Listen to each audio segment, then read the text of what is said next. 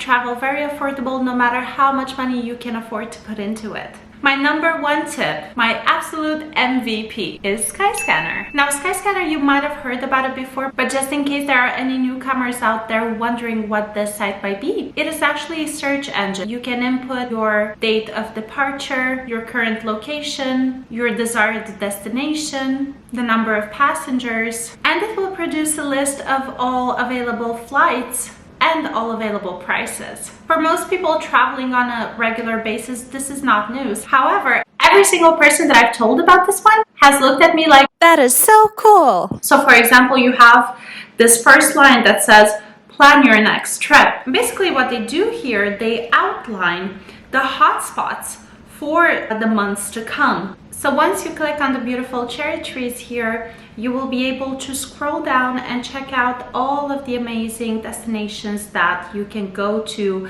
and the starting prices for the flights. Depending on which days you are going to fly, the prices will increase or decrease more or less. Let's say that you are very flexible with your vacation and the only reason why you would take a trip is because you have very, very cheap flights towards a certain destination. This is a very great way to browse convenient prices on flights. There are other sites very similar to Skyscanner to choose from. Another one that I personally enjoy is Kiwi. And what I really like about Kiwi is the fact that you can tap directly the monument that you want to see, and then it's going to give you the itinerary to get to that monument. That is quite unique. That's something that I haven't seen in any other search engine before.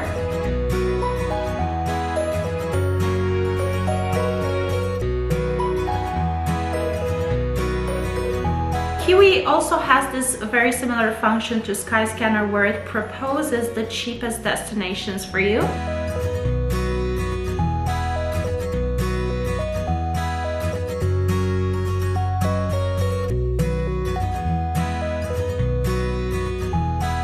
Let's book. No, just kidding. If you are accessing them within your browser, you might want to try launching the incognito mode on your tabs. What happens is that when you search for a destination several times, the site will understand that you are interested in flying to that destination, and then they will increase the pricing. So don't give them that extra money. Keep it to enjoy a nice margarita on the beach. If we are traveling on a budget, I would recommend that you get a place that has a kitchen.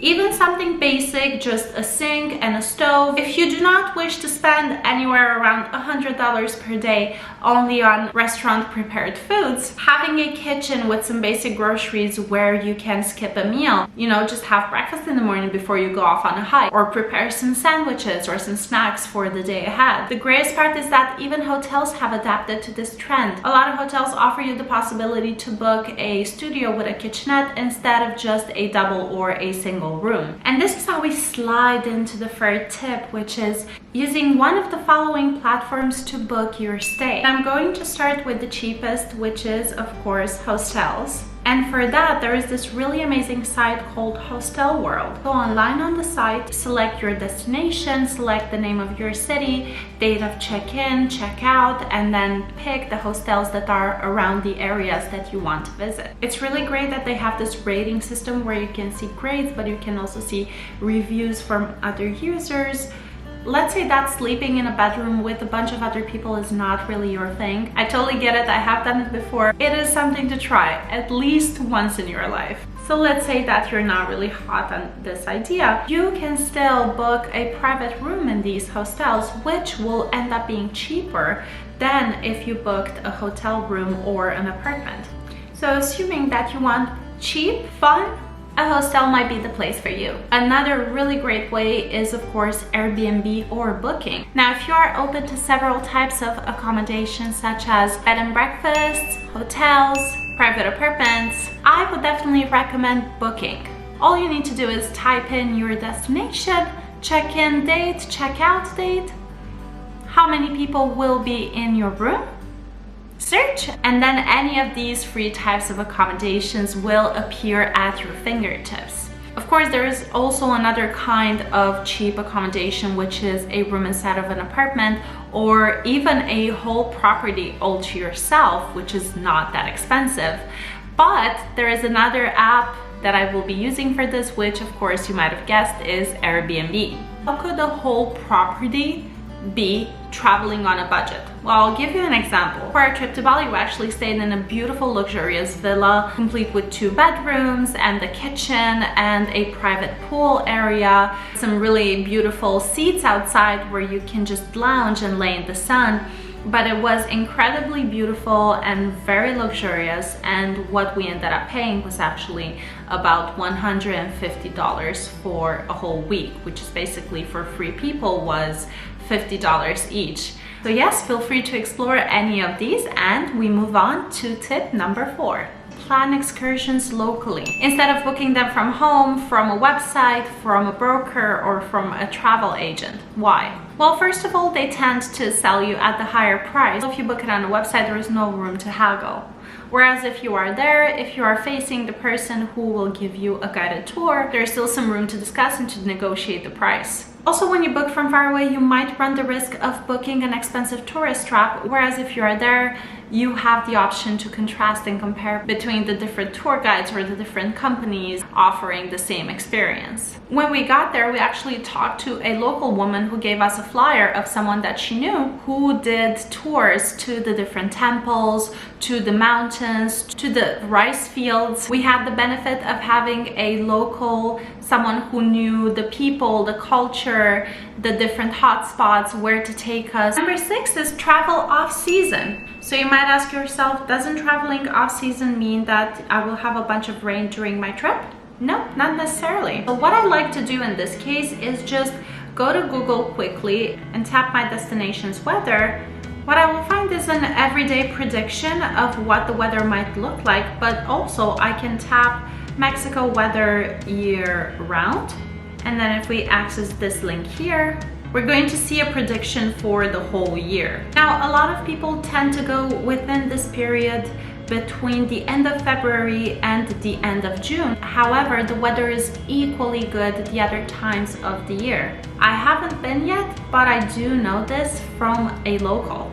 So basically you will have this time frame which will be extremely busy, very expensive, and you will find yourself surrounded by people at all times. What I did with my trip to Bali, I actually looked for the perfect off-season moment, which was at the end of November, but I also picked it right before the rainy season so that I do not go there and risk being inside all day long because it is raining. Even in countries with very tropical climates, the rainy season does not mean that it will rain the whole day. It typically is very warm during the day, and then in the evening you will have a nice cooling rain to take off all of that steam and heat that's been building up during the day. So it actually can be really nice to travel off season. Another traveling on a budget tip that I would like to share today is use a ride-sharing service.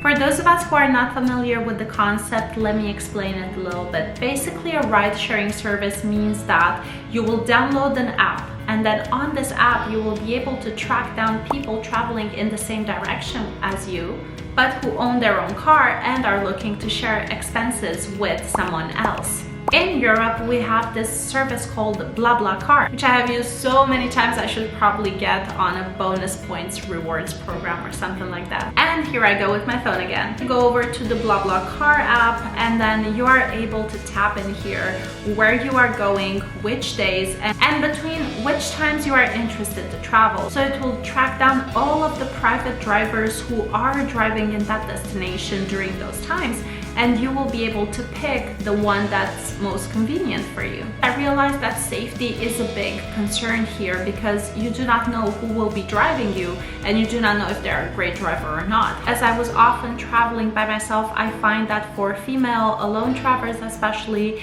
it is very safe. So what I would do is text someone that I trust all of these details, and if you are not comfortable with sharing a ride with someone who does not have a lot of reviews, then feel free to just shuffle on to the next more suitable driver. Something that I also really appreciate is the fact that the price is already posted on the app, so there is no haggling, no way for the driver to ask for more than what was already agreed on. Something else I really like to choose according to in this app is how many people this person will take in their car. We can see here how many places are available in the car. So if you do not wish to be stuck in a very tiny vehicle with 5 people, then you might want to pick someone who is charging more for the trip, but who will only accept another 2 people maybe in the car, just to not make it crowded. Make yourself a bank account solely destined to your travels. This has nothing to do with getting something cheaper, but it has everything to do with making sure that you have enough money in your pocket.